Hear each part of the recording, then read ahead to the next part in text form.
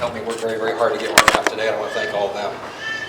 I am married to my wife, Brenda, and I've been a North Mahaska graduate. I'm also an Indian Hills graduate. I have a law enforcement degree in criminal justice. And I think I make a good sheriff because I've been patrolling all the towns for the last 23 years.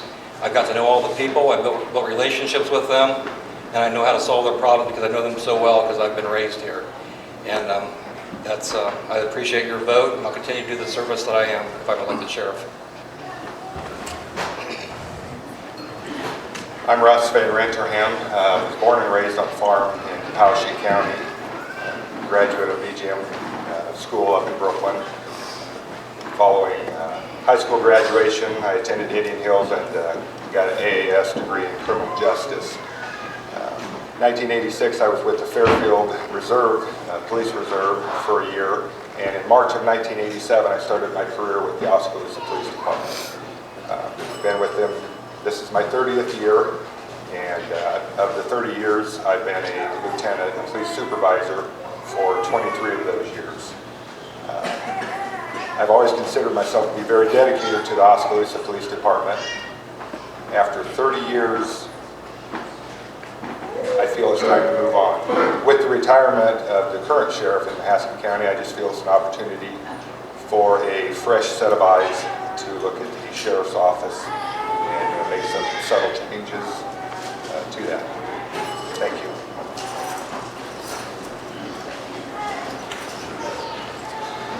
Hello, I'm Chief Deputy Trevor Wells. A little bit about me. I was born and raised in Mahaska County. I graduated with the 1986 class in Oskaloosa High School. After that, I wanted to serve my country, so I enlisted in the United States Marine Corps. And during that time, I was deployed to Operation Desert Storm. When I got back from Operation Desert Storm, I wanted to continue to serve my community, so I applied for the sheriff's office. And more specifically, I applied for a jailer position in the sheriff's office. I was hired by Sheriff Joe Beal. I served in that position for 4 years. I then wanted to pursue my career as being an officer. So I was hired by Albany Police Department, and I worked there for 9 months. After that, a position came open for the Mahaska County Sheriff's Office, and I was hired by Charles Van Toren, the sheriff at that time. Since then, Sheriff Paul DeGeest has taken over, and I've been his chief deputy for the last 10 years. And I would appreciate your vote on June 7th in the primary election. Thank you. Okay, first question is going to be for all 4 of you. So, as Ken said, I just retired out of the military. And in the military, especially in a small unit setting, one of the hardest things is being promoted ahead of your peers. You have to put those things behind you and look forward. All of you have worked together for many years. So, if you're elected sheriff, please tell us how you could look past all the things in the past that you've dealt with your peers and move forward. Start with you, Doug.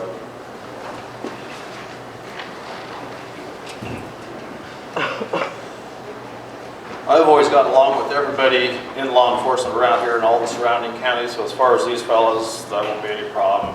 I've always gotten along with them. We've been to each other's houses for various occasions for other things. I get along with them at work, so that will never be a problem. It wasn't in the future or in the past, and it won't be in the future.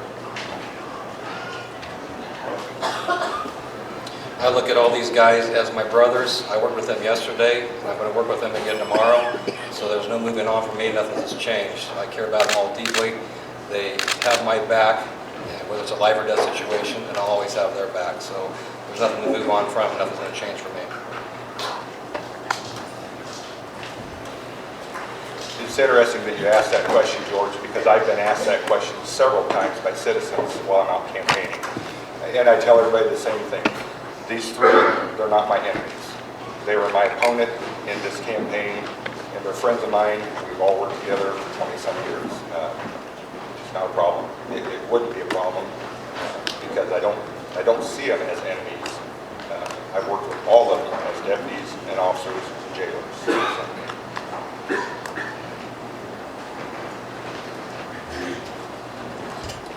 As I said before, I've been in the military and I've went up through the ranks at different times in front of my peers. I believe that I can handle it the same way as I handled it in the military. And as all three of these guys have said before, they are my brothers and I will be there to back them up in any situation. And that is it.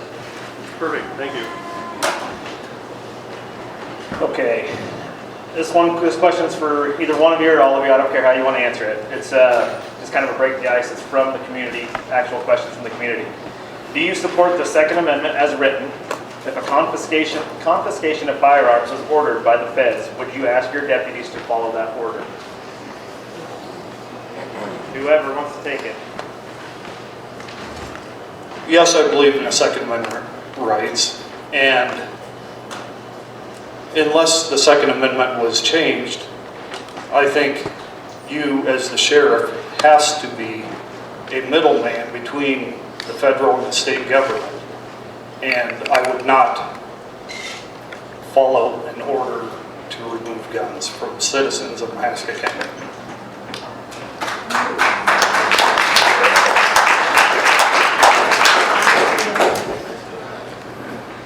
Levi, I'm pretty sure I know who that question came from because it came across my website as well. As law enforcement officers, we take an oath to uphold the Constitution. There's a reason the Second Amendment is number 2. It is very important, and I responded on my website to this gentleman. I believe in it. If you're not a felon, if you don't have mental health issues, you have the right to bear arms. You have the right to have guns. As a sheriff, I told the gentleman this on my website, I would not follow an order from the feds. If they want to take the guns, they're going to do it on their own if I'm the sheriff in this county.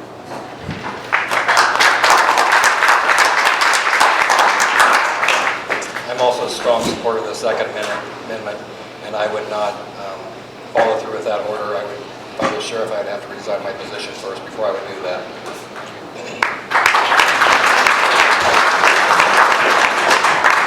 I've always been a strong supporter of the Second Amendment. I will not take guns from anyone that is legally allowed to have those guns. If the feds want to take your guns, they have to do it themselves. If the sheriff's office gets involved in taking guns, we could probably have a few less deputies because people are pretty emotional about that. So your guns are yours, so keep them until the feds come and get them.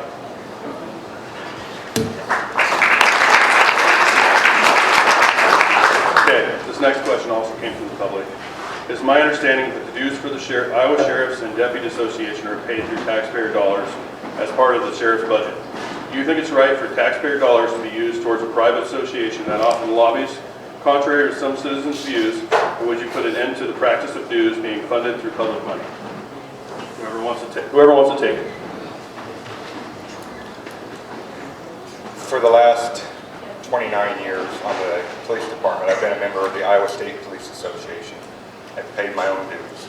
I don't believe that the taxpayers should pay for officers, deputies, law enforcement to belong to a club or an organization. And if elected sheriff, the county's not, I would belong to the Iowa State Sheriffs and Deputies Association.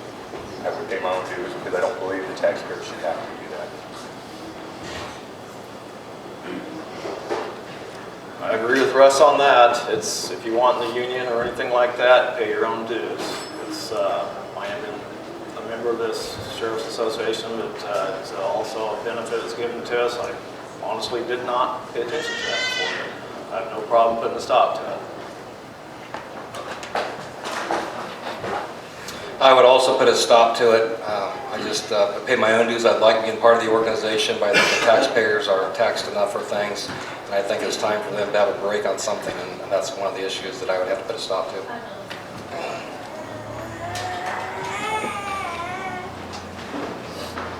As far as I know, that has been a practice the last 3 sheriffs that I've been involved with, and I did not understand it. I still don't understand it. And that is something I don't think the taxpayers should have to pay for. I think it should be our own.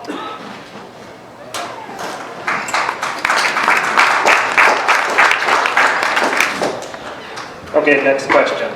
And since you're all new, I really like listening to every one of your answers, so I'm not just going to call, one of you to do it. I kind of like everybody's to give their input. What is the top law enforcement challenge facing Mahaska County, and what is your plan to correct or improve it?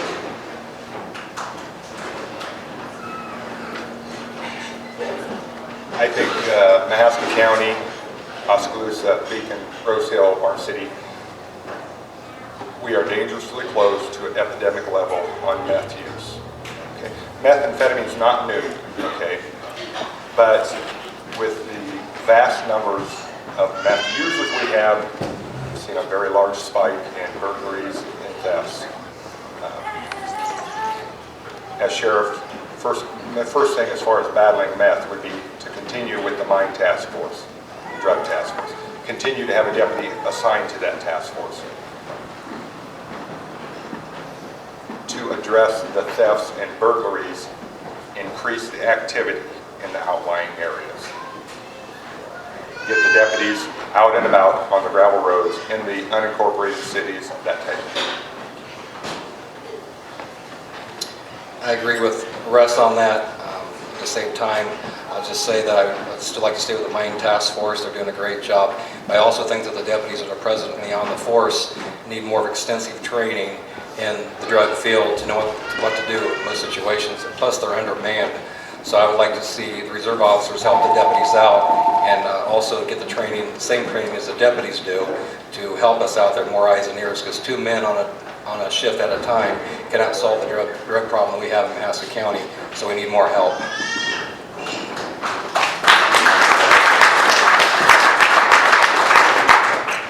The drug problem is pretty bad. It's not just meth, it's everything. It's all out there, it's all over this county, it's all over the country. But if it's not here, it comes here from other places. So as long as we can keep deputies on the road 24/7 and on the gravel roads and not in town here, we come to town. If Oskaloosa needs help, we'll help them. Otherwise, I try to keep myself out in the county, and I'll continue to keep all the other deputies out in the county if I'm elected. All the outlying areas, the small towns, incorporated, unincorporated, if people have a problem, all they have to do is call in and say something, and we will work on it, whatever it is, and stick with the task force. They're doing a good job. I also plan on getting more deputies, more training as much as possible, anything that's new and updated to help them out.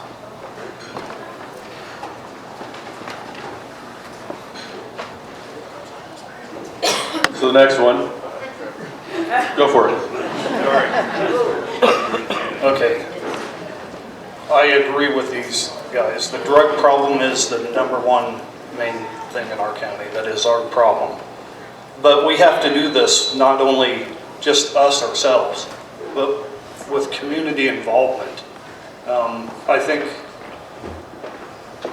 us educating people in our community and having them more readily come to us and openly come to us will help us both in the fight against drugs, and more training would be definitely helpful to our deputies and our reserves. Thank you. Sorry for cutting you off there. Okay, next question. What purpose does the posse reserves serve now? And are the tax dollars used to fund the posse reserves? And what kind of liability do they pose to the county?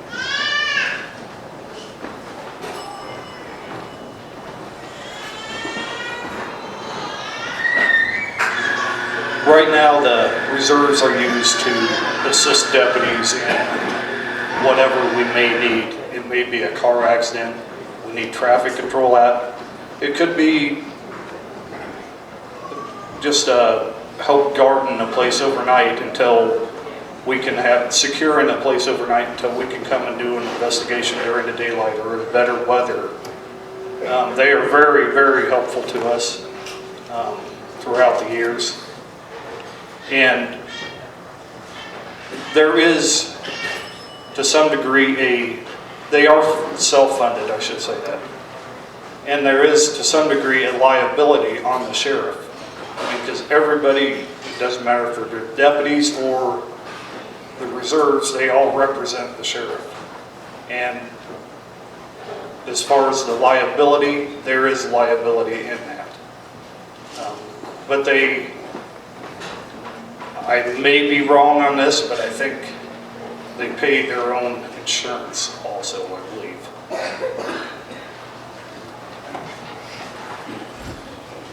I agree with Trevor. The sheriff's posse, they're a tremendous help to the sheriff's department. You call them and they show up. About 15 years ago, the state of Iowa changed the law for law enforcement officers. When you hit the age 65, you're done. Okay? We lost a lot of great posse members when that happened. If you go back and look at the history of the posse, initially it was mostly farmers, comprised of farmers, who just donated hundreds and hundreds of hours a year. They changed that law. We lost a lot of the old farmers, you might say, and the newer posse members now, there's less farmers. More of them are working in town. There's limitations on their time, okay? Back when I started, or came to town in '87, it was kind of traditional for the posse members. They had a badge number, and if their badge number was 14, they tried to ride once a month on the 14th of every month. As an outsider, being outside of the sheriff's department, I don't see the posse riding as much with the deputies out on patrol. I'm not saying they don't help. They're a tremendous help. They help the city quite a bit, whether it be mental evaluation, helping us sit with prisoners, that type of thing. I would like to see, if I was in there as a sheriff, I'd like to see them get back to riding more on a day-to-day basis, possibly once a month if possible. They do a lot of the transporting, and that takes a tremendous burden off the active, or the full-time deputies. Like Trevor said, they're self-sufficient. They get paid for special events that they work, whether that be the fights at the fairgrounds or the drag races down at Eddyville, or the fair, the county fair. They are a source of vicarious liability for the sheriff as well as the deputies. But a lot of that liability is alleviated through their training. The training they receive now is much more intensive than it was 40, 50 years ago when they started it. I believe that the reserve officers have a tremendous asset for this county. I'm a recognized reserve officer trainer, so I can train them in classes that they're going to need to be certified reserves. This time I believe we only actually have 5 state certified reserves. We're losing reserve officers at an alarming rate. It's because of the vicarious liability. They're not allowed to do certain things. If I was elected sheriff, I am going to take that risk, that responsibility, and allow them to go out and work with us on the street. And I'm going to train them to make sure that they're covered and have the training that they need. They need to come out there, they need to have computers in their cars, they need to have radars, they need to have their own car, and it could be some of you out in here that want to help us to get back to your community. So if you're willing to help us, we need you, and we can get it done. I'll help train you, and you can get back to your community, and we can start building that reserve officer program back up as it once was. I would like to see jailers be reserve officers. I would like to see minorities, females. We need to get those kind of people on board to help us, and that's one thing I'd really like to see. I'd like to see the doors being knocked down on the reserve program and not losing 5 to 6 people every year. I want to see it get built back up to the point where we have to say no more. We can't hold it anymore instead of losing all the people that we have. So consider that. I hope that you do, because we could use you and we can get you certified. Thank you.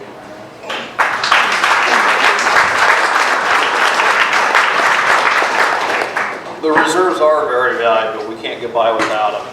But we are all a liability. If we do not do our jobs correctly or make a mistake, we can all be a liability problem, every one of us. So if I am elected sheriff, I will dedicate a car to the reserves so they can come and go without having to borrow one of ours when we're off duty or something like that. They'll have their own vehicle, 2-man patrols. They can go out there. They can help us do whatever we need to do. I appreciate everything they've ever done, and I always support them. They've been out several times to help us. Just last year, where children have been lost, and as many of them as possible will show up and help us find that child or do whatever it takes. They're great, but they, like Randy says, they do need continued education and more. Whatever we can do to help them out and train them, I'm willing to do that.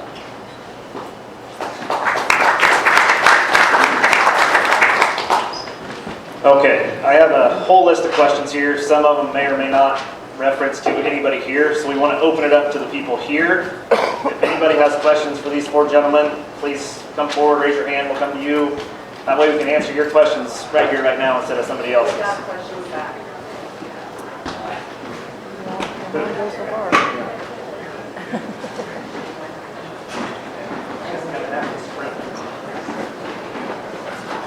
We'll do a relay.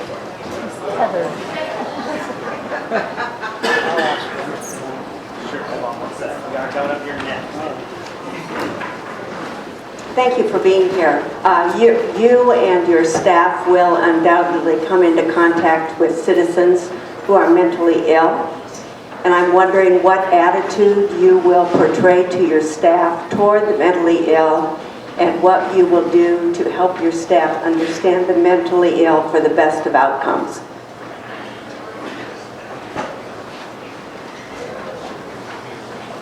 Two years ago, the Iowa Law Enforcement Academy began requiring police officers to take mental health training each year. It's an in-service training that is required through the Iowa Law Enforcement Academy. We, law enforcement, take a lot of people to the hospital for emergency evaluations. Okay. Speaking for myself and some of my coworkers, that system is broke. It is very difficult when we take people out to the hospital. Let's just say there's been an attempted suicide. Okay. We take them out there and we might spend 8 hours sitting with them looking for a bed. Our hospital is required to bring them, evaluate them, but the hospitals that treat mental illness are not required to take them from our facilities. Mental health issues is a big issue in this day and age. In my 30 years, the number of mentally ill people that we've dealt with is steadily increasing. Some of that's due to the meth use I spoke of earlier. Some of that's due to unemployment. There's a number of reasons why people suffer from mental health issues. It can be very difficult to get them the help they need. There's nobody in here who doesn't have a family member affected by mental health. As officers, we need to be very understanding with them.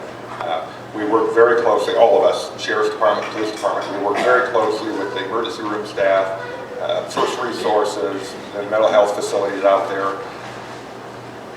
But the system needs to be fixed. I don't have the answer to fix that. Our governor, who has closed several of our facilities across Iowa over the last 2 years, might be able to fix it. They can determine they have a mental illness, but finding a place for them to treat it is more difficult. It's easier said than done, and that's the part that needs fixed. I agree with Russ on that. The system is broke. I don't think that law enforcement can fix this problem. The only thing that law enforcement can do is continue to get maybe sensitive training for people that are mentally ill to understand them better and to make their life more comfortable. There's no way that law enforcement is going to be able to fix that problem. I've transported mentally ill patients for the first 15 years of my career all over the state of Iowa. I've had a lot of experience with mentally ill people because I've spent hundreds and hundreds of hours with mentally ill patients in my patrol car, getting to know them, finding all the different kinds of mental illnesses, working with them. And I guess you can't beat experience.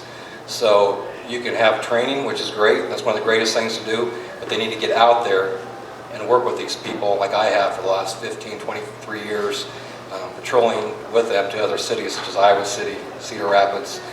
We used to go to Independence, Mount Pleasant. I've been all over the state with these, and now a lot of the reserves have taken over a lot of that burden for us. But there's no easy way to fix something when the governmental system is broke. As Russ said, it's not a law enforcement problem. All we can do is help mentally ill to have it easier when we have to take them away.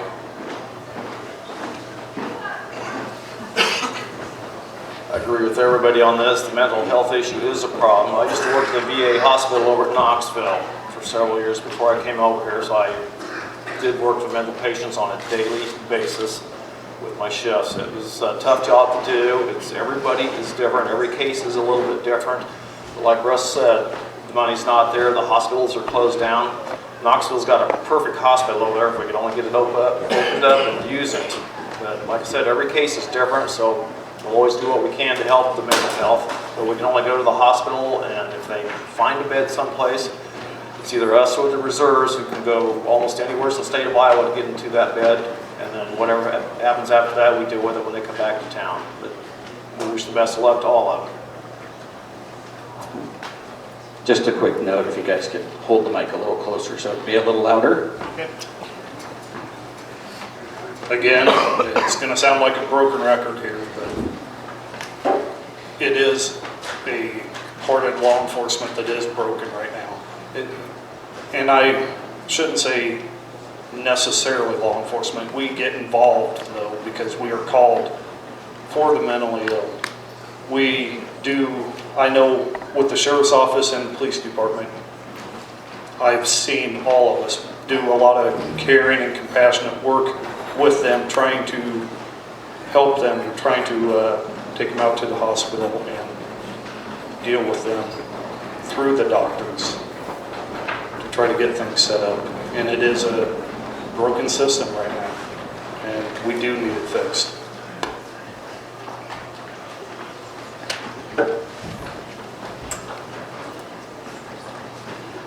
We've heard tonight several things of reserve officers and things.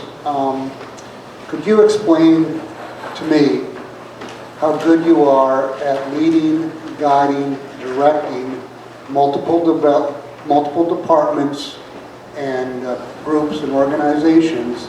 Do you have what abilities and experience do you have at juggling and still being organized, managing all these things and not getting stressed out? What abilities and experience do you have of directing and leading, guiding multiple groups and programs and departments? I know I've heard a little bit of experiences of working with police departments, but how good are you at being organized and juggling these departments? Well, during my time as a deputy sheriff and chief deputy, at times, at being the chief deputy, when the sheriff is gone, that does mean that I'm the acting sheriff.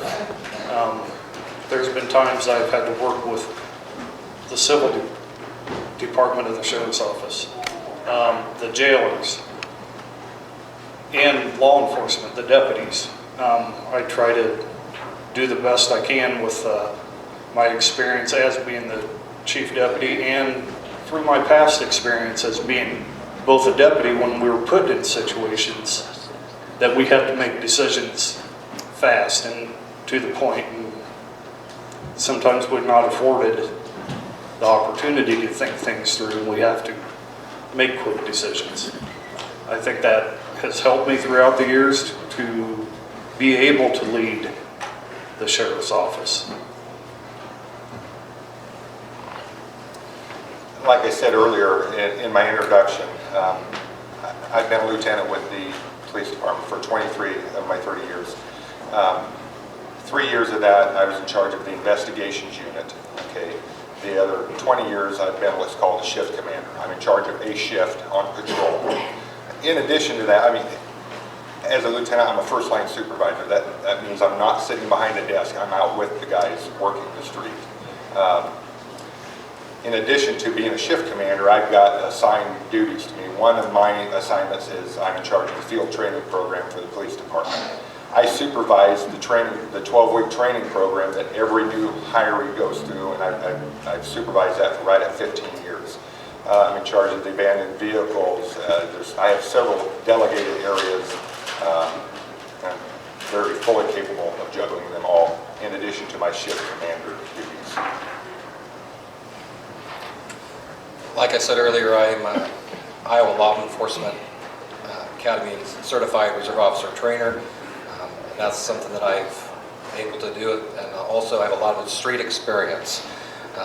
Street experience to me is better than any juggling in any departments. I had an example as early as of last week. I spearheaded a large manhunt involving numerous agencies north of New Sharon, and was able to apprehend a suspect that law enforcement hadn't been able to catch for about 8 months. He broke into a home, he hurt people, he stole their cars, and if you can get 20 organizations together and set up a perimeter and have a guy captured like that in a gravel road city in a 4-mile area, it takes a lot of help from not just me spearheading it, but it took a lot of effort from dispatchers who did an outstanding job and all the law enforcement people that responded and involved. But if you can do that in a stressful situation where you're looking at a felon face to face, and I believe you can juggle any things that you have time to think about, sit back and look at, and I believe that would be a piece of cake in the situation that we go through out on the street.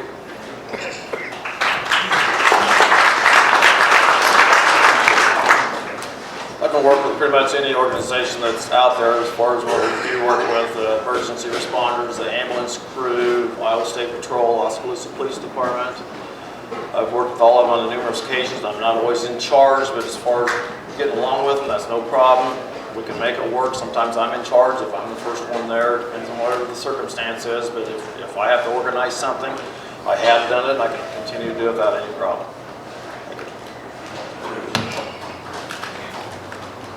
Anybody else have any questions out there?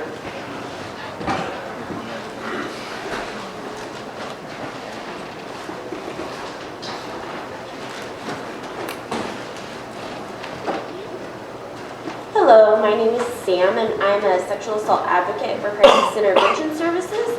So, excuse me. So my questions for you, just a couple, is would you be willing to support some future trauma-informed training for the department in the future, hopefully near future? And then also, would you be willing to, if there was a sexual assault response team for Mahaska County, include 1 or 2 members of the department on that team? Absolutely. I support you 100%. Always have, I always will. If we can get together and do some training, that would be great. Anytime. All you have to do is come forward, and if I'm elected sheriff, I will appoint somebody if I'm not able to do it myself, but I will see that everybody on the department gets involved eventually.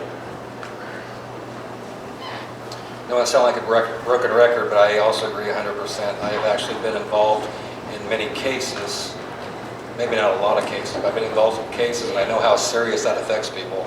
I've actually, I believe, had the opportunity to work 5 or 6 rape cases when one was actually broke into their house and raped them. And I know how horrifying that is for them because part of my life went down with them that day.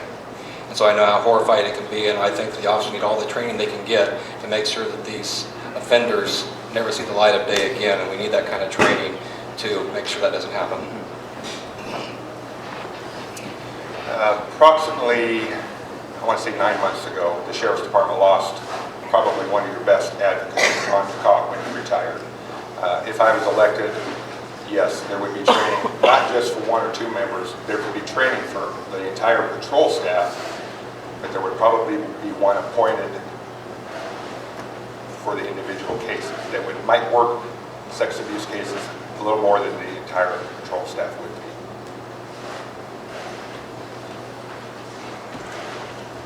be. As of right now, Sheriff DeEast has appointed me to sexual abuse investigations. But I do think it is very imperative that all deputies are trained at least a little bit in it, and especially what you're talking about, the trauma that it causes a victim. It is very important.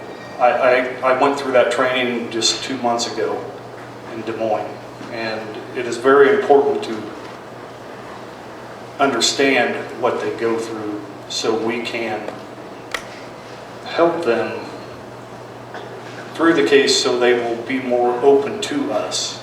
And that involves, like I said, training the other officers. Hi, my name is Val McReynolds, and I have a question for you. You said that drugs were one of the #1 problems in Mahaska County. Con retired in 2008 and Nash retired in 2012, both canine drug canines. Where do you see that fitting in to the county? Do you think it's important that we have a drug canine? And is it a budget or leadership issue why we do not have one? We've lost both the city and the county dogs through retirement in the last couple of years. I'm guessing it's a budget issue because it's very expensive. You're looking at a very minimum of probably $15,000 to get a dog and a handler up and running. And absolutely in favor of having another dog, not strictly a drug dog, but a multi-purpose dog. Drugs, attack, and tracking. I believe the only way it's going to be done, though, is through private contributions or fundraising. Times are tough. Times are tough for the county right now. I'd be happy to spearhead a fundraising effort for that purpose. I'm not opposed to having a canine. And I think you can probably get it done through private donations. I believe you probably can. And I would also be willing to do that, but I'm going to take it one step further. On top of having a canine, you have to have a good handler, somebody who is dedicated to training with the dog, with the canine. And I do believe it should be a multi-purpose, not just drugs, but it should be for tracking and different things like that. But you definitely need the right person, and if you don't have the right deputy to do that, then it would be a waste of money for the taxpayers or for whoever contributed to the dog. Do you feel that any of the current employees could be that deputy? I believe there could be, yes, I do. And finding that person that wants to do that, we haven't had one for quite a while.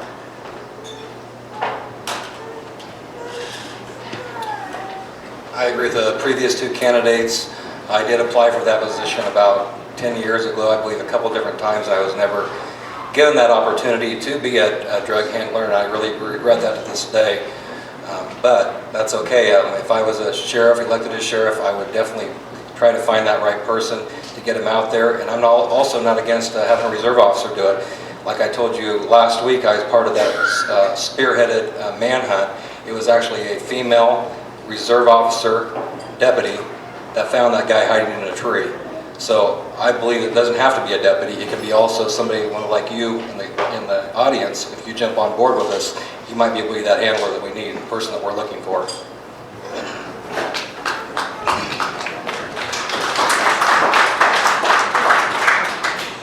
One of the issues of my campaign since I've started was a K9. I'm all for it. I will, and I will do what it takes to get one on board. I know it's an expensive thing. Also, with a handler, you have to have somebody that's dedicated and willing to do it. If I can find somebody, which I don't think that's going to be much of a problem, there's several deputies there I think could do it and would do it, so it's just a matter of coming up with the money. Canines are great for the drugs. They're good for protecting their handler, but they're also good for going out and finding them lost children. If you can get a dog that can track and track good, Con, Quest, they were great. I helped train them with their handlers to track people, and they can find you in almost any circumstances. So if you have a lost child out there, we can get your child back. It's just a matter of having a dog and teaching him to do it and a trainer to work with him.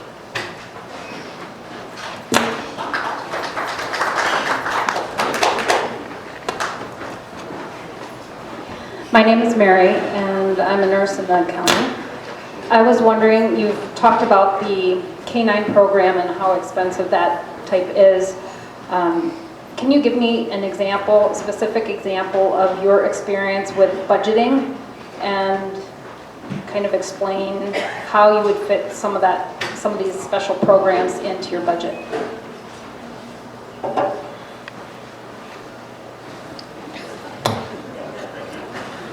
As far as the K9, that's going to be mostly donations. Hopefully we can get it from the public and businesses around here, things like that, necessary fundraisers, whatever it takes. Once the dog's there, then we're still going to have some ongoing expenses like veterinary care for the dog, feed, things like that. You're gonna have to dedicate a car to that dog. Only the dog and the handler can be in, and maybe one prisoner or a rider. So it is gonna be expensive, but I'll still try to get the job done.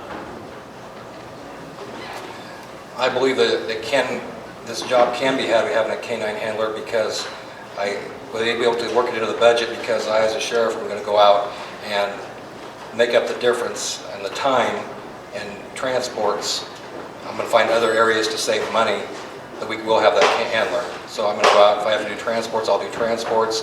If I have to do whatever it takes to cut costs of hiring reserve officers in certain areas, I will do that, and then watch that money, put it aside until we have money for a handler. Mary, like I said earlier, I would anticipate getting the initial $15,000, roughly, give or take, through private contributions.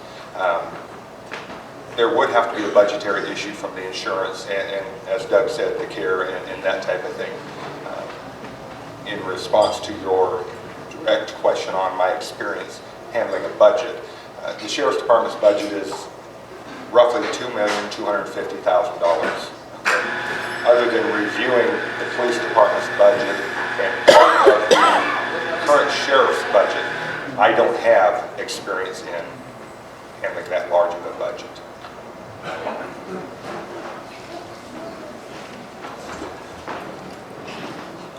I believe also with your question, the donations would be huge for getting that dog at first, but also budgeting into your office every year, you do have to take into account the equipment that it takes for the canine, the car itself, the cage it needs to belong in to make both the officer and the canine safe.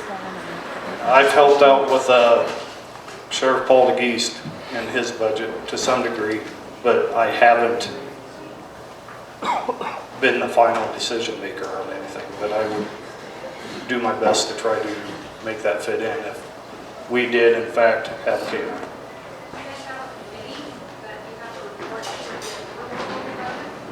Yeah, well, we go to the county supervisors and they approve. We put in a budget every year and it is approved or disapproved, and then we have to go back and cut something.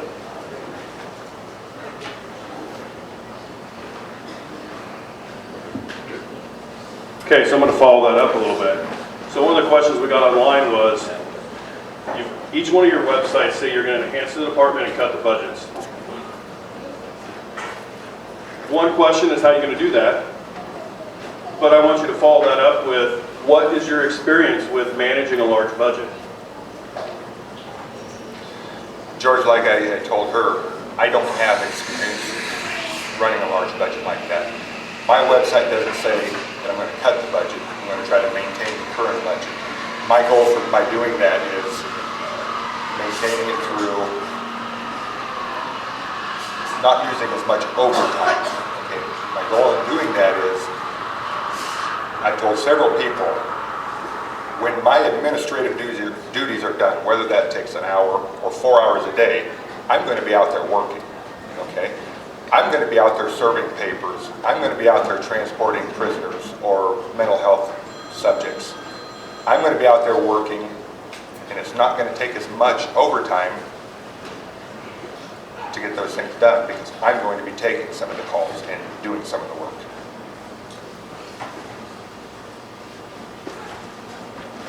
At this point in time, I don't have a website, so I didn't say that, but I agree. You need to watch your budget.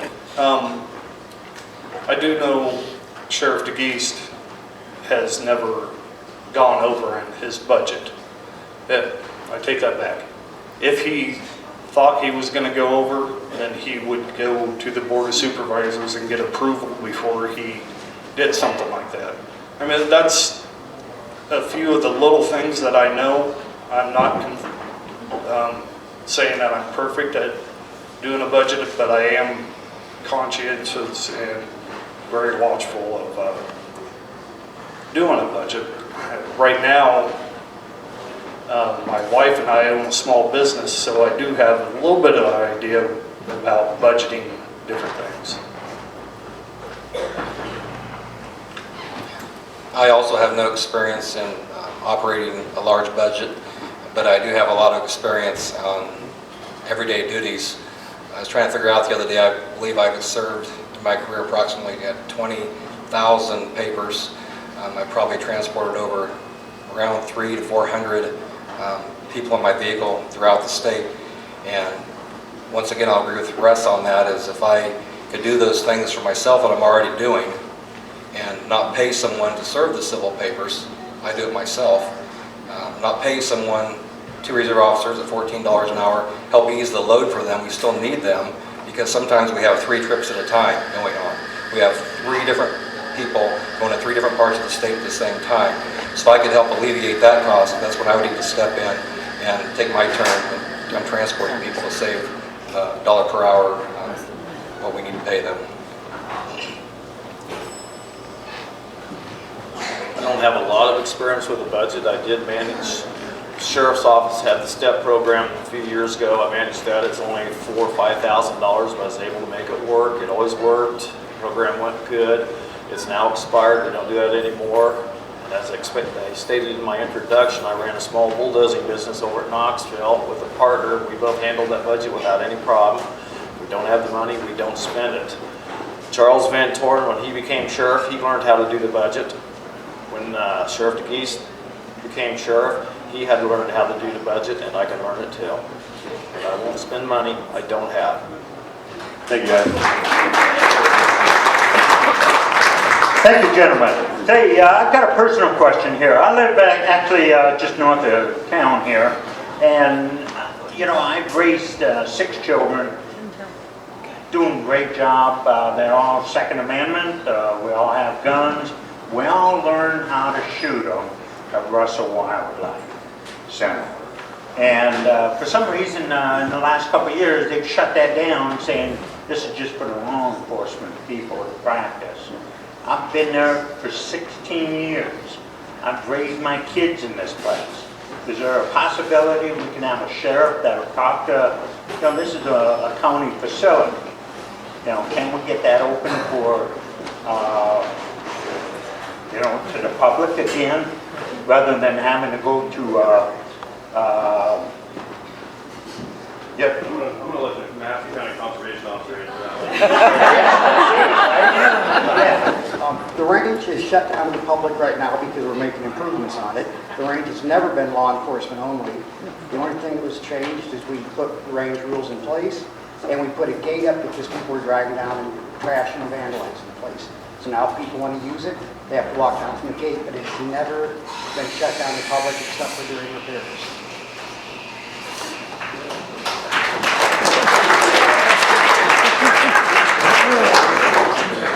I need that gate open.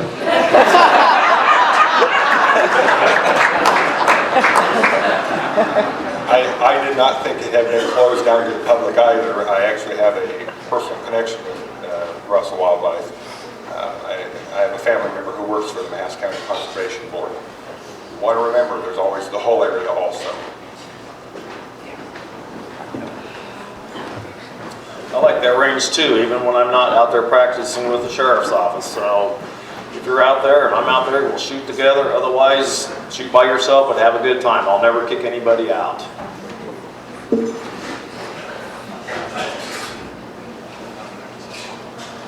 Right now, it is closed during the day when there are people back there working. And I will speak for the people that are back there working. We appreciate it if you don't come down and shoot when we're working.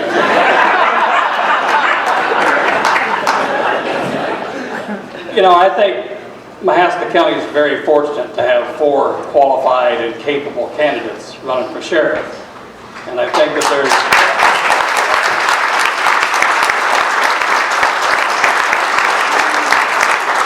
there's a lot of similarities in your answers to the various questions. So with that said, I only get to vote for one of you on June 7th. without this being interpreted as an invitation to beat the other three up, what sets you apart? Why should I vote for you? I believe that I am the best listener of the four. And so I also believe that I have the most sensitive and compassion shown towards the whole public in every town. I've got to know everyone in all these towns because I'm in every town almost every night. I've got to know them on a personal level. And so they come to me with their problems. And I can help solve them because I know them on that personal level. I also have received an award that I'm very proud of for domestic abuse against women.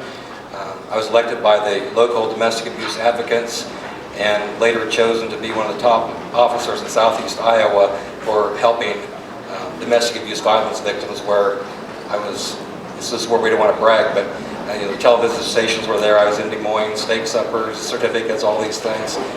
But it is an award that I'm proud of as I am one of the top officers when it comes to domestic violence. And so because I have these personal relationships with people in all these small towns in this whole county, including Oskaloosa, these people come to me so I can help them work through their problems. And that's why I can solve some of the biggest crimes in the county.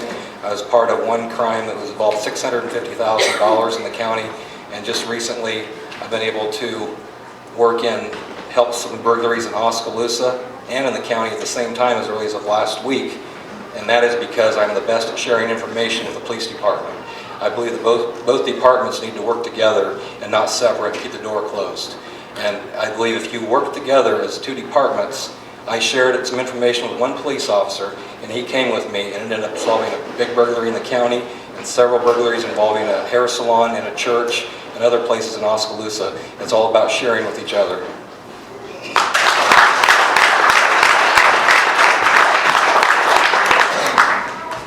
I agree with you, Rick. I think the community is going to have a very difficult time in the primary. Okay. I know it's not a debate, it's a forum, but I might argue with Randy on who's a better listener. No, I'm not going to. This is not a national campaign here. To answer your question, I have the most experience in law enforcement. I have much more experience than anybody up here with supervising law enforcement officers. I don't think there's any question we all four care about this county.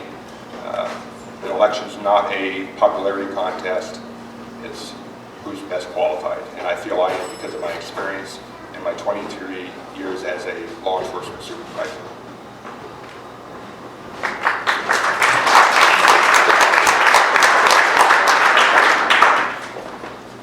Through my time at the Sheriff's Office, I served under 3 great leadership experiences with Sheriff Joe Beal, Sheriff Charles Van Torn, and Sheriff Paul DeGeese. I spent my entire career trying to learn what I could from them, along with my life experiences, to be the best candidate for sheriff for you. I would appreciate your support on June 7th. Thank you.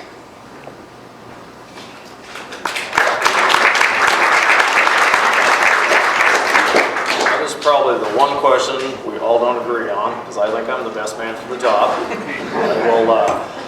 I was a field training officer with Oskaloosa Police Department, so I worked there for 14 years, so that's one advantage I have. I did work for the city for 14 years, now I'm with the county for almost 14 years, so I kind of know all of their codes, their laws, I definitely know all their officers, and I know all the entire county. I can get around this county without any problem. I teach the reserves, sometimes they teach me, but either way, we all get along great. As far as listening to people, if you have a question, all you have to do is get a hold of me. I will answer your question and work with you. I've always been fair to everybody, and I will always do the right thing, and I will not play favorites to anybody. I will stick with the law, and I will maintain that my entire career.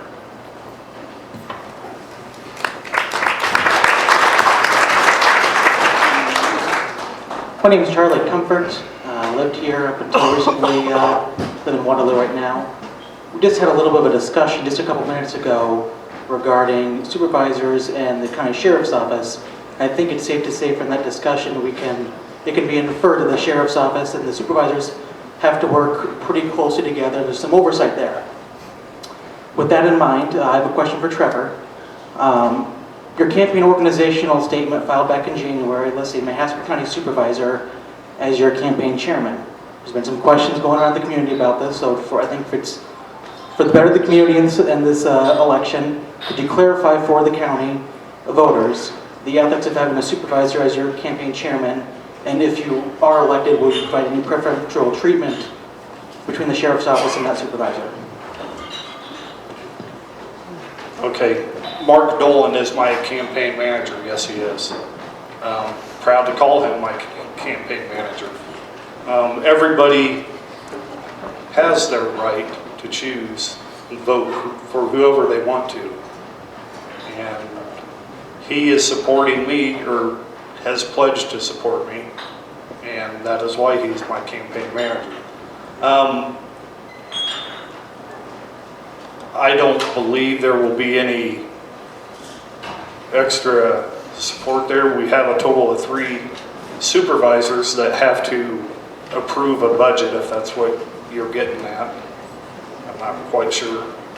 And those 3 supervisors, it takes the majority of them to get anything passed.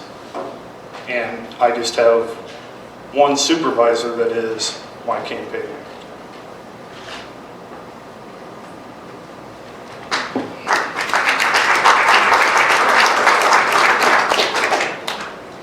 I've gotten to work with all of you guys on and off for the last over a decade and greatly enjoyed it. And you guys are 4 great candidates for this position. My question is in reference to the jail. The jail is a largely unknown aspect of anything to do with the criminal justice system. It's unseen. Not a lot of people see it. Right now, the jail is currently having a cycle of we're losing employees, and we're not able to keep any around for a very long period of time. My question is, what can you do to encourage people to stay in that position and to keep it from happening in the future? I believe the sheriff should be up there on a weekly basis and ask each employee if they have any concerns or problems, and you should meet with them individually to find out what that is to help rectify the problem. You need to be there. You need to be at the jail and meet with each employee at least once a week and find out if they have any needs or concerns or wants. I know what you're talking about. I know there's some problems up there. Most of us, I don't know, I wouldn't say it's attitude. I don't know. I work with all of you when I can, as much as possible. If you call for help, I do come up there, but I agree with you. There needs to be something done to help the jail work better with everybody else and get along within the jail. As far as losing your help, the only thing I can do is look for better candidates and ones that can get along with everybody, because your attitudes affect the prisoners that go in there too. If you're in a bad mood, then you're going to put the prisoner in a bad mood. It's nothing but fight, fight, fight. They're going to call us, and you're going to need extra help. I understand that, but everybody needs to be nice to everybody out there. You have to be firm but strong. And I will do what I can to help the jail get along with everybody, the entire staff. Tricia, since I started campaigning, I've had several jailers come to me and visit with me in private about the personnel issues down at the jail. One thing I will do if I was elected sheriff is I would require that the jail administrator spend at least 1 to 2 shifts working the jail, not just administering the jail. I commented about when my administrative duties were done as sheriff, I would be out working the road. I would expect my jail administrator to do that also. We'll give you credit. I'll give you, all the jailers and the jail administrators, credit, because if you look at the lack of successful lawsuits in a jail setting, it's pretty amazing that Mahaska County has maintained that level. That's rare for a county jail because of the liability there. If elected, my jail administrator will be working shifts, and I will work with him to alleviate the personnel issues out there.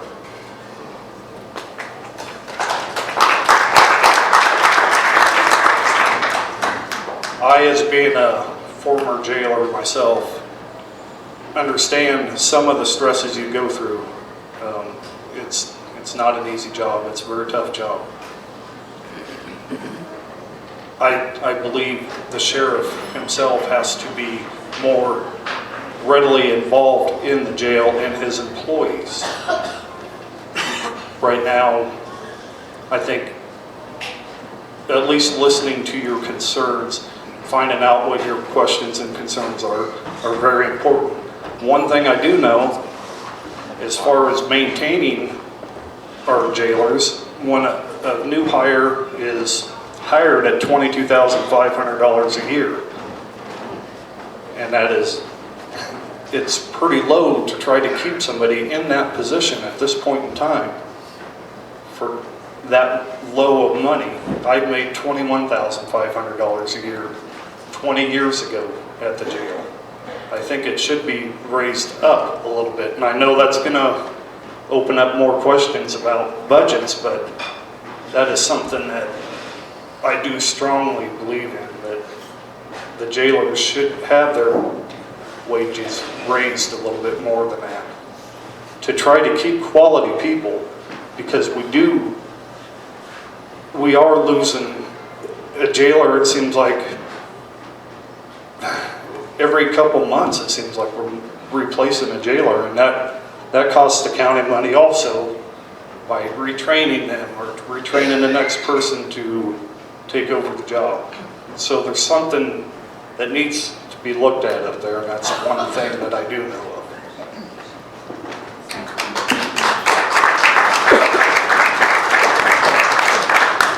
Mike, sorry, I got a question for you. This one isn't related to your job as far as how you're going to work on the workplace. My question is, what is your character outside the workplace? And I'm just going to encourage you to try not, and I know it's difficult, try not to repeat what the other man said. What is your character? I believe my character is the same both in the wearing a uniform or out of uniform. I try to treat everybody the same way. I'm no better than you or you or you or these guys, and I want people to know that and try to portray that to people.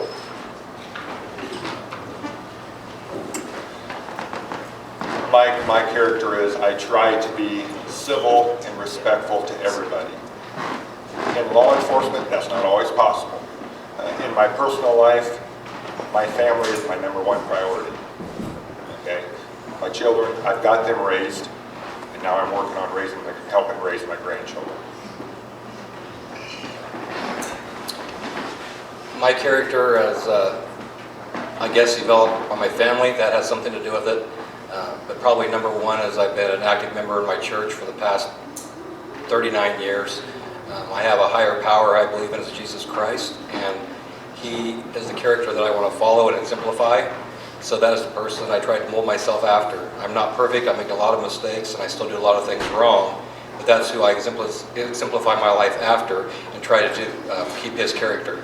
And that's who I try to live my life by.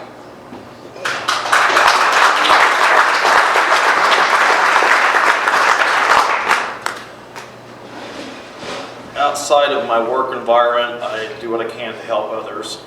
I volunteer for the Russell Wildlife to help with all their children's programs. I'm a member of the Methodist Church down at Cedar. I try to help them out on programs and things like that when I can. I don't bother people. I try to be nice to everybody, no matter what. I give everybody the benefit of the doubt. Not hard to get along with. I mean, like around town, I've seen a lot of you. A lot of you have probably seen me, but I just come and go, and I do what I can to be good to people all the time.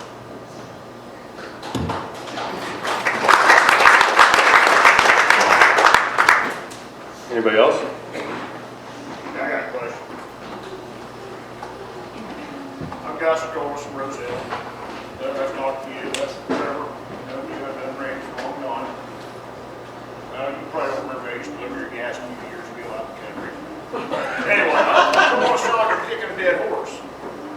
But I want to go back to the problem that is supposed to be a big problem in this county, which is drugs, methamphetamine, marijuana, pills, whatever.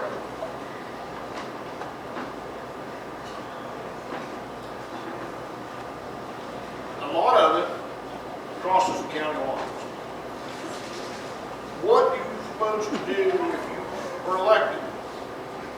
with the other counties, Kickout County, Wapello County, Monroe, Marion. I mean, whether it be Rose Hill, Lighton, Martin City, Abbeville, you've got county line crossings. I don't want a miracle answer, I just want a straight, honest answer.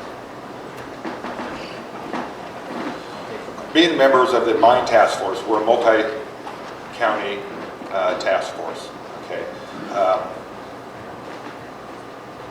I know the Mahaska County Sheriff, as well as Oskaloosa Police Department, we share information on nearly a daily basis with the surrounding counties. Being a member of the Mine Task Force puts us in touch with these other counties.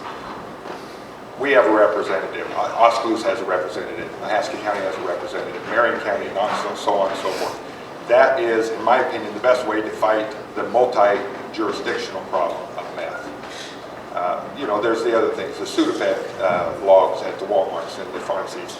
We just have to continue at this level.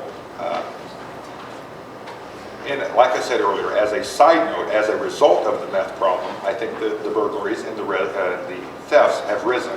That's where patrol staff comes into their vigilance, their activity, being out there, being seen, would help with that problem. You see you said back there, Gus. The Mine Task Force is fantastic, but a lot of times the Mine Task Force is not available for something small. If somebody's sitting down by the river bottom smoking a joint or something like that, they're not going to come out for that. That's where we take care of it. I've worked with the Keokuk County several times over in your area for such little problems like that, and I'll continue to do that. We've worked with the Powesheik County, it's been Wapello County, Monroe County, Marion. As much as possible, us guys out at 2, 3 o'clock in the morning, if there's a little problem like that, we do what we can. If it's a big problem, then we involve the task force and goes from there, but we will not ignore it.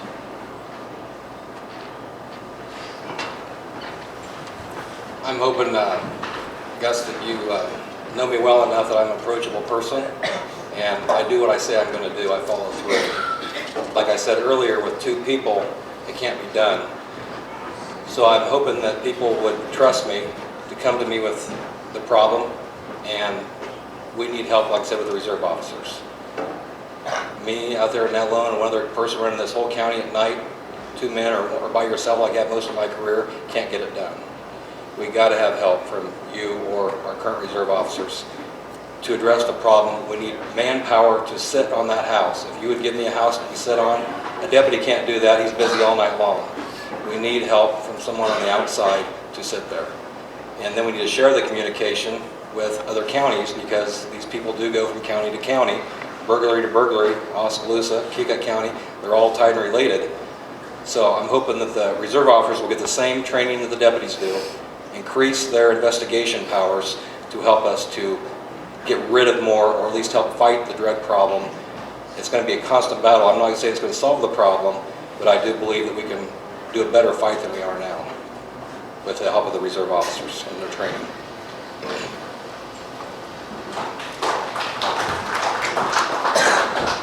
Thanks for that question, Gus. I agree, we do have the Mine Task Force, but that isn't enough sometimes.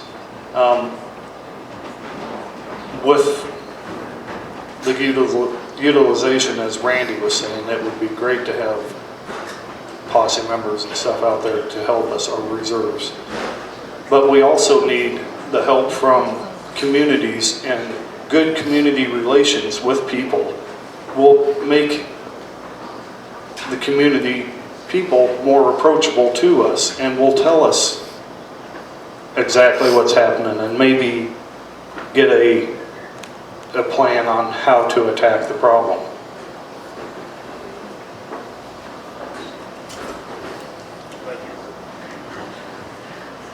Any other questions from the crowd? Okay. If you're elected sheriff, you're going to be the chairman of the Emergency Management Board. As you all know, that board oversees most of the county and all the emergency services. What would be your major plan on that board, and how would you go push that board in that direction?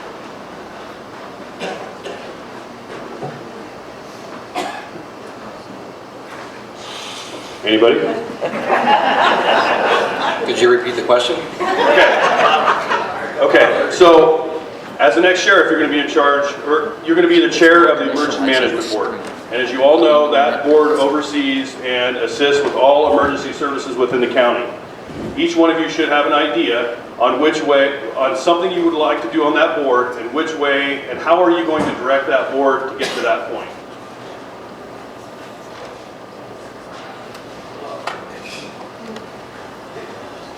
We already have a director of emergency management, the Jamie Robinson. I won't be on that board as a member or directing it. If I can, I will do whatever I can take to help them. Go ahead. But you'll be the chair.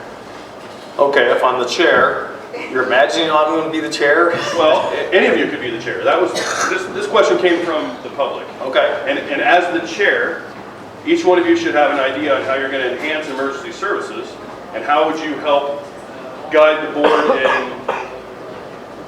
making that happen.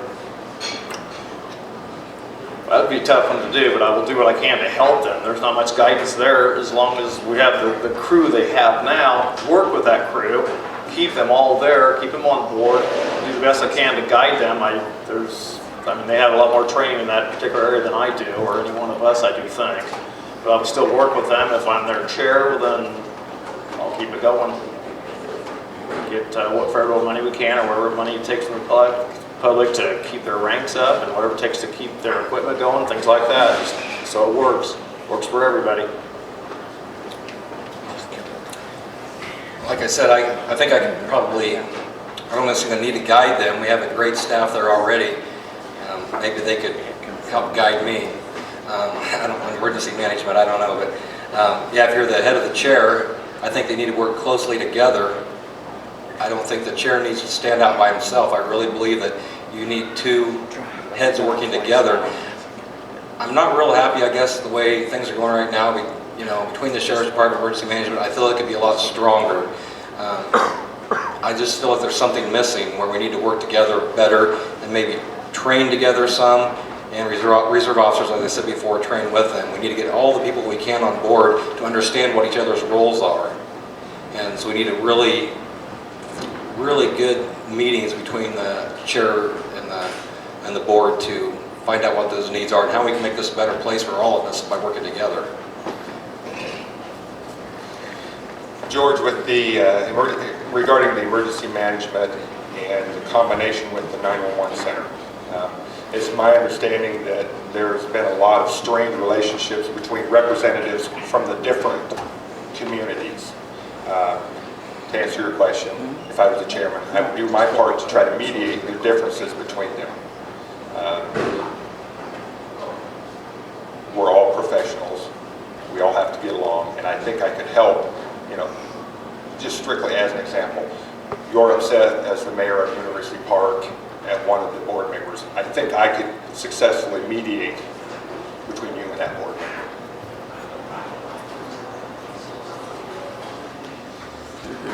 Being the head of the emergency management board by default, it does take a big commitment and to bring the different agents or different towns that are on the board together.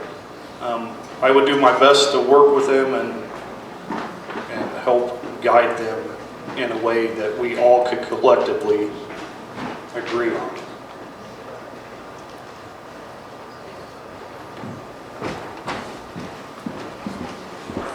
Hi guys. So I'm just wondering, because everyone says in addition to their administrative duties, they're going to do all this other stuff. But now you've got emergency command, you've got domestic abuse, sexual assault, drug trafficking, everything else. So where do the administrative duties end, and how are you going to have time for all this other stuff?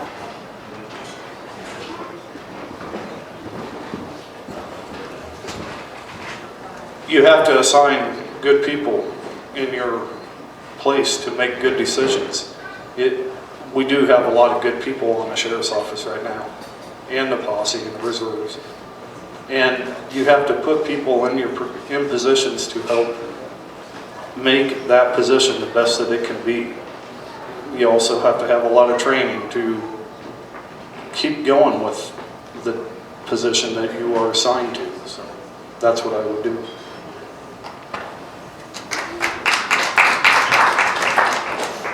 I made the comment earlier, I do not believe there are 8 hours worth of administrative duties that a sheriff has to do in a day. Okay, you have to monitor the budget, you have to pay the bills, you have to review the reports, you have to address any complaints from one of your employees. Okay.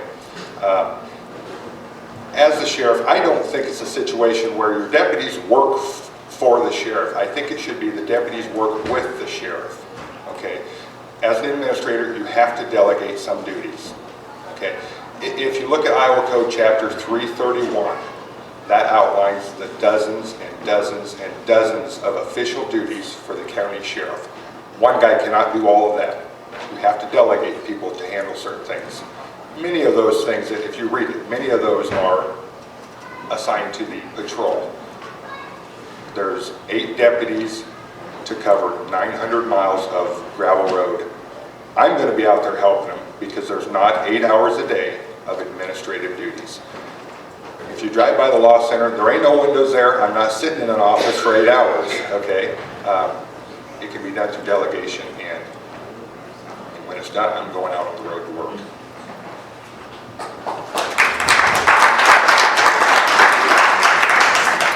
I guess I can't top that one. That's pretty good. So I'll just be honest with that. That's probably what I do. I can't do a lot more than that, other than I do work a lot of hours now. There's been many times in my career I've worked double shifts by myself. If someone's sick or gone or on vacation, I've done a lot of 17, 18 hours straight with no sleep. And I've done that many, many times when we were shorthanded. So to me, if I just have to work 12, 13-hour days, that'd be a piece of cake to working 17 or 18 hours straight. So I think that's just part of the responsibility of being a sheriff, is to be there for whatever it takes, whether it's a community function, whether it's a parade, whether it's a school fundraiser, whatever it is, or meetings with emergency management. It's your responsibility. If you're going to take this on, then you need to be there. And that's what I would plan on doing.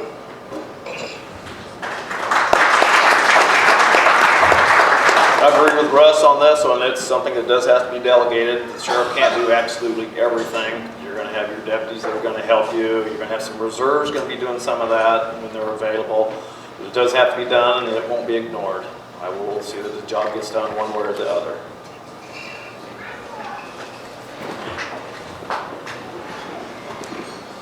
So the sheriff has multiple duties that he has to do.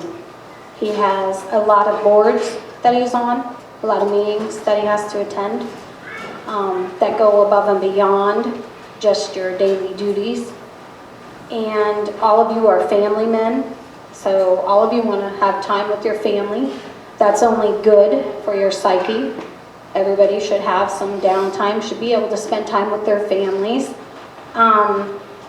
However, my question basically is, if you're the sheriff and you have to attend these meetings and everything, but you're going to be out working, serving papers and everything else, which is understandable, when do you find time for your family?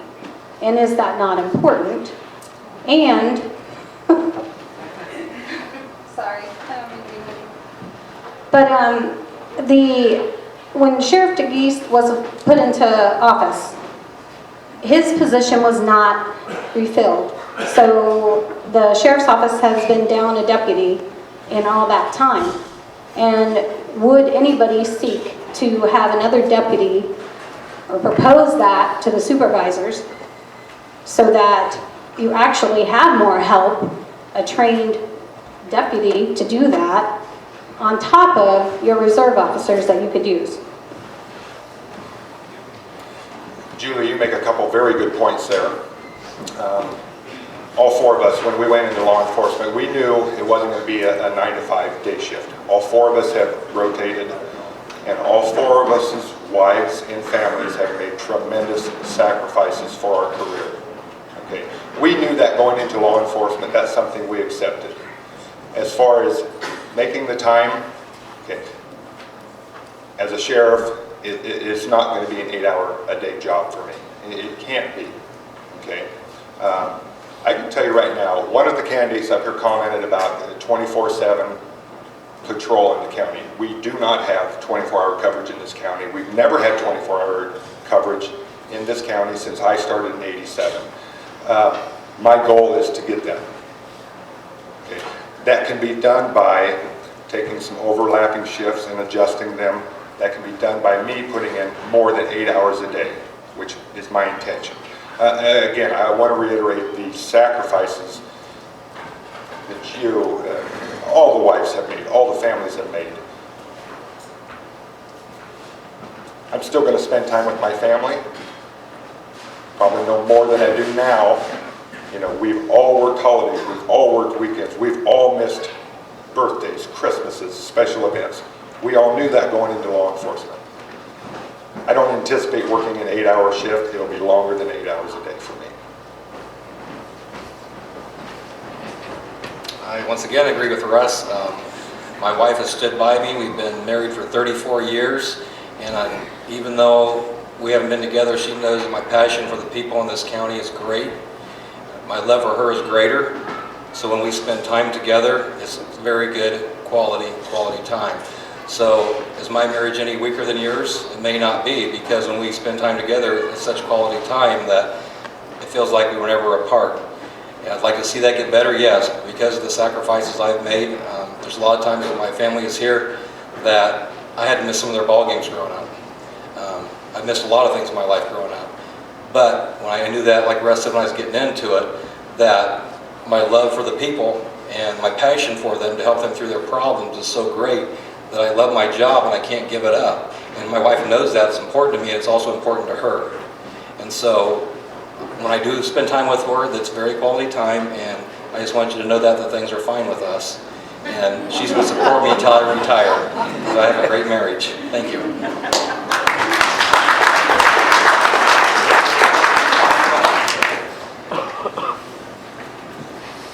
As I said before, there are a lot of duties with the sheriff's office and being the sheriff.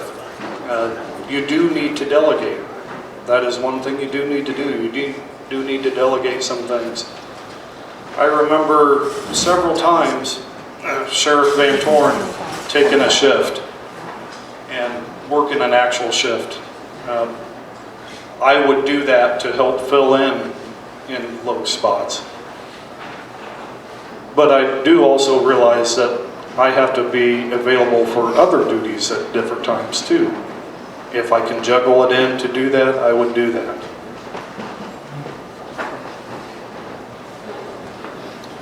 Family time is important to everybody, I understand that. My wife works out of town. I work late nights a lot of the time, so when we are together, it's very important. Tonight when we go home, we'll probably just sit there and watch a movie and eat some popcorn, something like that, but that is perfect with me. It's great. As far as the delegation of the duties, sometimes it has to be done. I will work overtime. I'll work the extra hours, whatever it takes. There's times I come in and I'll work an extra hour. Last night I came in and I worked an extra 45 minutes early just to look for somebody that wasn't there. I didn't put in for the overtime. I don't put in for overtime every time I turn around, but I am quite often putting in extra hours, not complaining, and I'll do it without question. It's just a matter of if somebody needs something or another deputy or officer needs something, I will do it. The time does have to be delegated to the family, and also the other deputies underneath me sometimes will just have to take some. It's a tough job. There's a lot of stress out there. I think we all handle it differently, but we do get the job done, and I will still be out there working for you. Julie, if I could jump in and answer the second part of your question. As a sheriff, I would love it if the Board of Supervisors would approve an extra deputy, or 2, or 3. I don't believe that's going to happen. Not with the constraints on the county right now. Okay, I got a personal question for you. It's a two-part question. First part, I'll just do a show of hands. Proactive versus reactive. For proactive Sheriff's Department, raise your hands. Okay, so we're all unanimous about this. So if elected, and Rush, you kind of stole my zinger. Right now, we're on call, 0400 to 0700. If all of you want to be a proactive department, will that go away? Because obviously, all the druggies, thefts, all that happens, doesn't happen in daylight most of the time. It happens in the early morning hours. Will that go away? And you've already hit on it, Russ, so I mean, if you want to answer, you can. But. It depends what day of the week it is on the schedule. You know, I have looked at the schedule several times. It's not always 4 to 7. Sometimes it's 4:30 to 7, sometimes it's 3 to 7. I guess, can you clarify, what do you mean, what go away, Levi? The on-call. I think in a proactive situation, there should not be an on-call anything. It should be, if you're proactive, you should be out in the streets, out on the gravel, looking for this, that, anything suspicious. And if you're sitting at home, you're not doing your job and what the people want you to do. To me, when I started working on my campaign, and those of you who have been on my website know this is my number one listed priority is to have 24-hour coverage. Let's use Tuesday morning at 5 o'clock in the morning.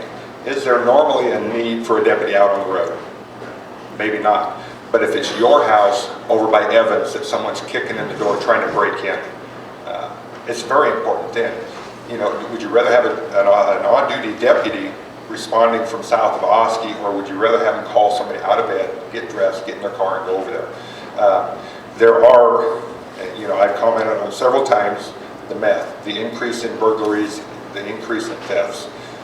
We have received intelligence information on a couple of burglary suspects who we know are not active until after 4:30 in the morning, and they stop between 7 in the morning because they know there's not coverage. I believe we need 24-hour coverage 7 days a week.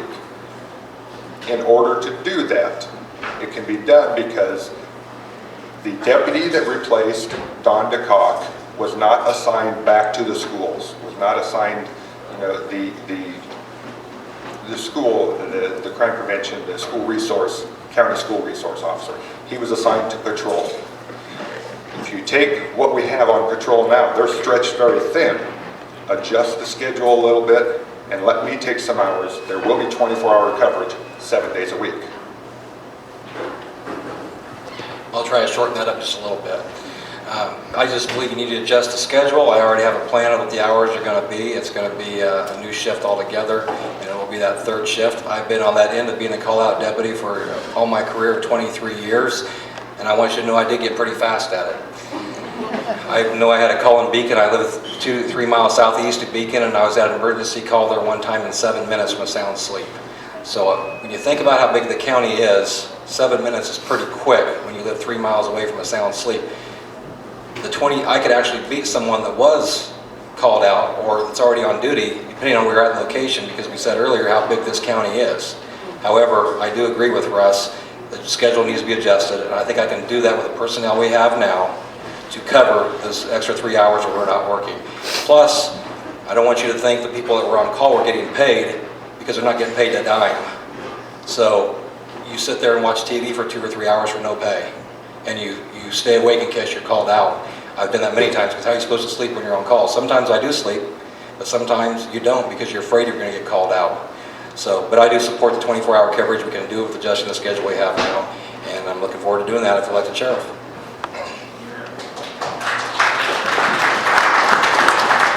I agree with Randy here. There's a lot of times I get off at 4 o'clock and I just sit there until I am technically off a call.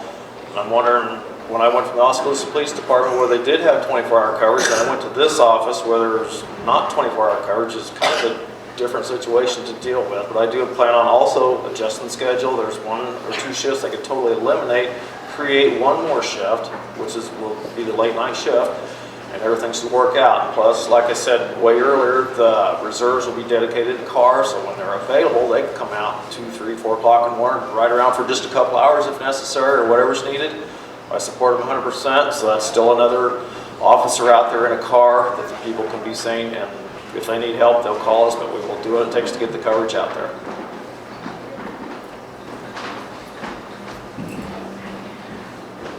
I do agree with what Russ said to begin with. We do need to have that other deputy replaced, but for the supervisors to do that, I don't know if that's going to happen. The only thing we can do is try to do that. As far as 24-hour a day coverage, I've preached on that also. We do need that. That's imperative that we do have that. It's like Randy said, he got there in 7 minutes on a call. Well, by the time you call in for the emergency and you explain what's happening to you to the dispatcher, and the dispatcher calls the deputy and explains it to them, and they get ready and go out, it could be quite a long time before a deputy even gets going at a call. It is very imperative that we have the 24-hour coverage. As far as helping pay for that, it's gonna take us all working together as a whole, and possibly having reserve deputies out at different times too, to help with coverage at different times that we may be lacking. And I would like to help implement that, along with, of course, the working sheriff too. Thank you.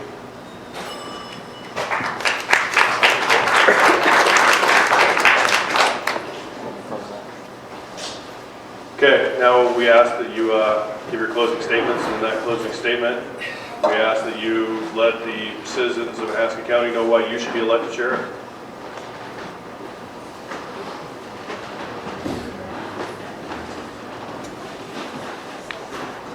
This kind of relates back to a question we just had not too long ago, but I'm going to go through it again. In my time as a deputy sheriff for Mahaska County and jailer, I've worked under 3 great leaderships as the sheriffs. I'm going to try to combine all of that leadership along with my life experiences to be the best sheriff candidate that I can be. I have the experience where it counts to make our community safe, and I appreciate your vote on June 7th.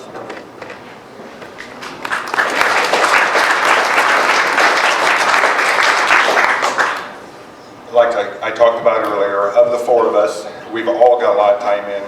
I have the most law enforcement experience, not to keep dwelling on. I have 23 years as a law enforcement supervisor. I think those qualifications make me the best candidate. I have some goals: the 24-hour coverage, okay, the increased patrol in the unincorporated towns around town, the increased patrol on the gravel roads in town, and one other thing I haven't had a chance to talk about tonight is, if elected, my deputy sheriffs will be carrying first aid kits and AEDs. Okay. As first responders, we in law enforcement are often the first one there at the wreck, the first one there at the heart attack, the first one there at the medical emergencies. We've all been to the Iowa Law Enforcement Academy. We've all had the first responder medical training. We need the gear to go with it. I've already started the plan of getting AEDs and first aid kits for the cars.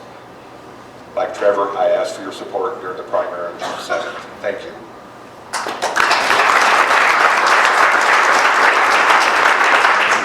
Just to change things a little bit, what he had said, I usually agree with everything he says, but I already have an AED in my car, and I've already brought my own medical kit, so I already have that stuff. So as far as experience goes, I believe I have the most experience as a deputy sheriff. I've never wanted to really work anywhere else. I worked in Mahaska County Sheriff's Office for 23 years. I have no intentions of switching over. This is my heart. This is where the people are that I love. These are the relationships I've developed with you, and there's nothing I can really change other than to continue to do what I'm doing. And I'm just looking forward to continue doing it at a greater level, because you can reach more people as sheriff. I've reached a lot of you now. I have thousands and thousands of friends out there all over the county because I've been in your homes. And I really am looking forward to continue doing what I'm doing, and I'll get to know more people if I'm elected sheriff. And because I have the most experience from Mahaska County Sheriff's Office and the most years, I feel like I'm the most qualified. I haven't been a lieutenant, but I've been my own boss for 23 years. I've had no supervisor or lieutenant over me at any time. I've had to make all those decisions from day one on my own. And so I have the most experience as a deputy sheriff for to run Mahaska County as a sheriff. Thank you.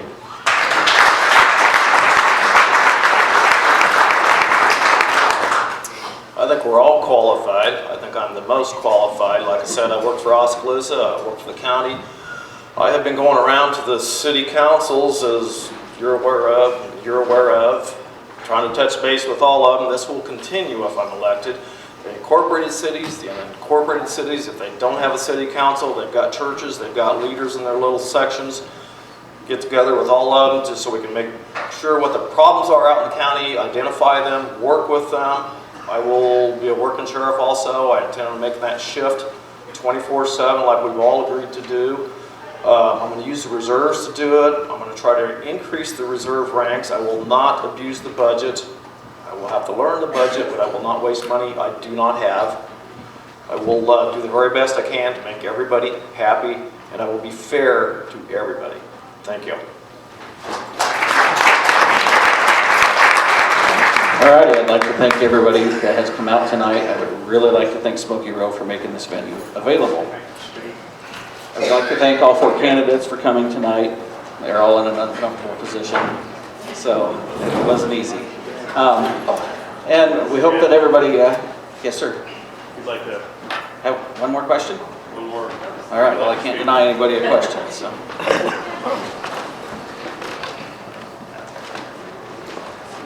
For those of you who don't know, I'm Charles Benchmark. One of the things you guys have been talking about here is how much they're going to have to work in order to give you 24-hour service, etc. What we need to do is everybody here, and everybody that you talk to in Mahaska County needs to talk to the supervisors and tell them to give them 2 more deputies.